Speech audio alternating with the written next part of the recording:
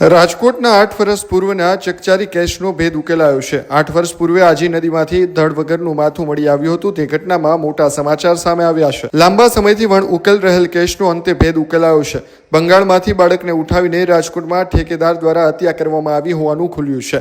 કામ ન કરવા બદલ અમાનુષી અત્યાચાર કરી બાળકની હત્યા કરવામાં આવી હતી।